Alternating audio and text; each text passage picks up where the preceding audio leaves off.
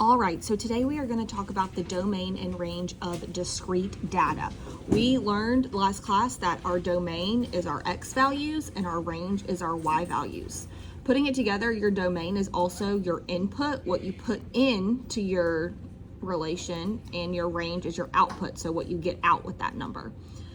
With that being said, our domain is our input and our range is our independent variable, and our range is our dependent variable because it depends on what you put in. It depends on the independent.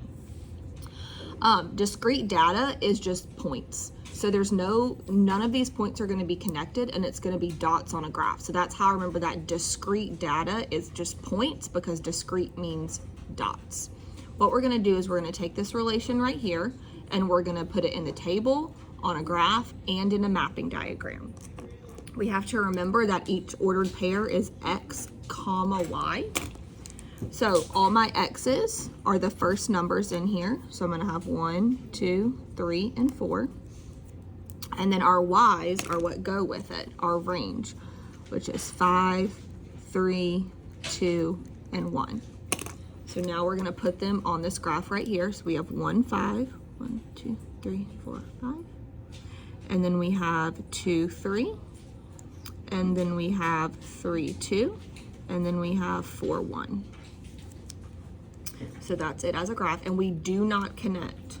Don't connect, because they are just points. And then for our mapping diagram, we're going to do the same thing. We are going to list out all of our x and y values. So we have 1, 2, 3, and 4.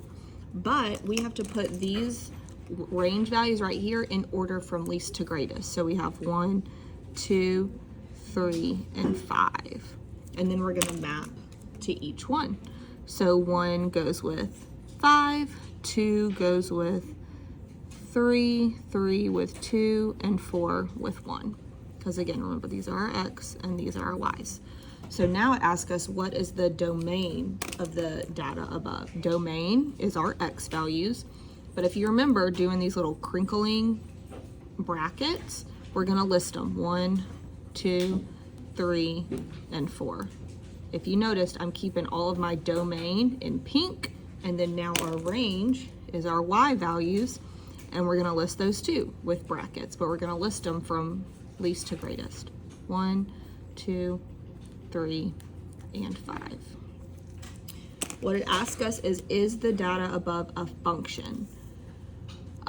We're going to say yes, it is a function, because it is, and the reason that we know is because no x's repeat. If you remember, you don't ever want to go back to your x. Then it's going to ask us the question, what is the domain, aka what is the x value when the range is 3? So when your range is 3, aka your y, when your y is 3, I'm going to circle it. I'm going to do it in pen. When your y is 3, what is your x? And that would be 2. So I go and I find when my y is 3, and when it's 3, our x value is 2. So that's why 2 is our answer. Okay, let's move on and keep doing some examples. So for this first example, remember, this is a mapping diagram. X is always on the left, y is on the right. For our domain, we're going to list it. We're going to go from least to greatest, though. We have 1, 2, 5, and 6. And then for our range, we're going to list these as -4, -1, and 0. Because, I guess it should make that y blue. Okay, is this a function? So is there only one arrow coming out of every x? And that is yes, because they're all the same. And then lastly, it says, what is the domain when the range is 1? So what is the x when the y equals -1? So we're going to go up here to -1. I'm going to circle it, and my x value is 6. Okay, next. Now we have a table. So our domain, remember, is our x values. So we're going to go from least to greatest. We have -1, we have 1, and then we have 3 and 4. I've already noticed that there's 2 3s right here.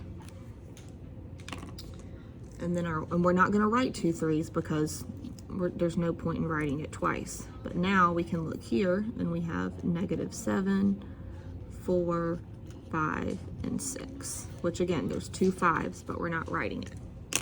This one is not a function because 3 repeats. But then it asks, what is the range? So what is the y when the domain is 4? So we're gonna go over here, and when x is 4, our y is 6. Okay, last but not least is this little one right here. And we are going to list our x values. So remember, our x values are this line right here. So we have -2, -1, and then we have 1 and 2. And you can see right here that this passes the vertical line test, so I'm going to go ahead and circle that it is a function. Okay, our range is our y values. So we're going to start at the bottom. We have 3, 4, and 5. Okay. Then it asks us, what is the solution when f of x equals 5? So that means when our y is 5, what is our x? So when y is 5, our x value is -2. Okay, I'm gonna pause just for a second right here. Hey guys, if you haven't started your test, you need to be doing it, okay? All right, sweet. All right, back to this. Okay, and oh God, just dropped my pen in the trash. All right, now to the back. We are going to use these points. And again, our domain is our x values. We have 1, -2, 1, -4, and 2. Well, I've already noticed that 1 repeats, so I'm gonna circle that, and I'm gonna say it's not a function. But we're gonna go from least to greatest, so -4, -2, 1, and 2. And then range is our y, -4, 5, 6, -3, 8. So little squiggles, -3, -4. Well, those need to be switched, but it's okay. And then 5, 6, 8. Okay. And then this one asks us, remember it's not a function because these ones repeat. But then it asks us when what is f of -4? So when x is -4, what's our y? So I'm gonna find when x is -4, which is this one, which means x -4, our y would be -3. Okay, more of the same. We are going to list out our domain. -9, -4, 1, 6, 11, 15. None of those x's repeat, so I'm going to go ahead and say it is a function. And then our range, 5, 8, 11, 14, 17, and 20. Okay, this one says, what is the solution to the function when f of x is 11? So we want to know what is our x. So when y is 11, here's my y, and I see 11 right here. When y is 11, my x is a 1. Okay, last but not least, this is the kind of multiple choice that you would really see on your, STAR test. It says, what are the domain and range of the relation? Select all the correct answers. So we need to choose one domain, and we need to choose one range. First off, we have never said this, so it cannot be A and it cannot be D. We just need to go through and list all of our x values. So for our x values, I see -3, -2, -1, 0, and then 1. Okay, so let's find the x with that. So domain is x. So that would be this one. And then my range is gonna go from the bottom up.